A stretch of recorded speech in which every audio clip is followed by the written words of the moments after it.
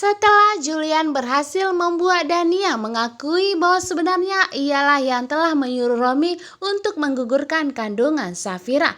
Safira pun langsung menemui Dania. Di sini Safira kembali menegaskan kepada Dania bahwa Safira tidak lagi menganggap Dania kakak kandungnya sendiri. Saat ini Safira telah memutuskan hubungannya dengan Dania.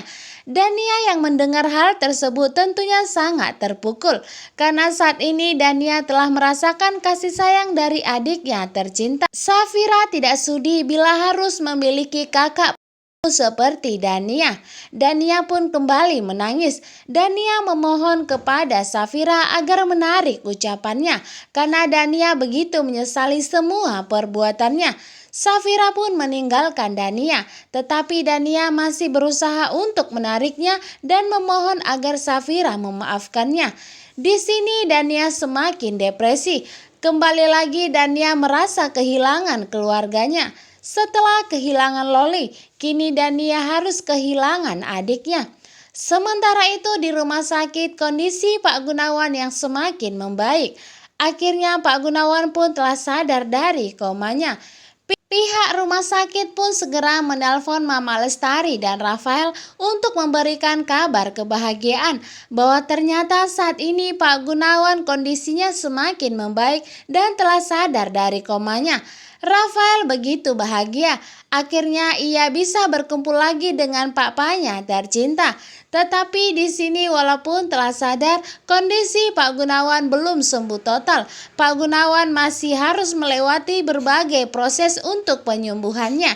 Sementara itu, Romi yang mendengar bahwa Pak Gunawan saat ini telah sadar. Romi begitu cemas. Romi semakin ketakutan apabila nantinya Pak Gunawan berusaha untuk membongkar semua kejahatannya tentang hubungannya dengan kematian kedua orang tua Safira. Sedangkan Dania akhirnya dikembalikan ke kantor oleh Julian. Di sini Dania tetap dipakai penutup kepala. Sesampainya di kantor, Dania hanya bisa menangis dan meratapi nasibnya atas kejahatannya di masa lalu. Yuda pun menanyakan kepada Dania siapa yang mencurinya, tetapi Dania tidak menjawab yang membuat Yuda semakin emosi dan semakin berniat untuk mencari tahu siapa sebenarnya yang menculik Dania. Sedangkan Julian bertemu kembali dengan Jenna.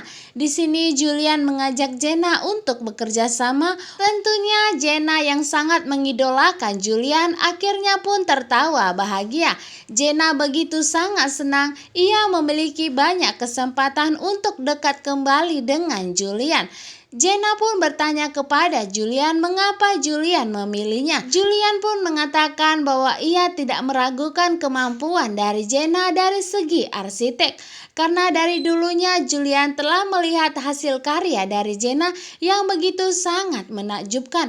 Apalagi saat ini telah banyak perusahaan-perusahaan yang telah ditangani oleh Jenna. Tentunya Julian akan percayakan semua kepada Jenna. Di sini pun Jenna tertawa bahagia. Jenna tersenyum. Akhirnya Julian memujinya walaupun hanya sebatas rekan kerja. Semakin lama Jenna semakin jatuh hati kepada Julian karena memang saat ini Jenna belum mengetahui bahwa Julian telah memiliki istri, bahkan sebentar lagi Julian akan menjadi seorang ayah. Jenna semakin baper kembali dengan Julian karena memang Julian selalu memberikan kesempatan kepada Jenna untuk dekat dengannya dan berdua bersama.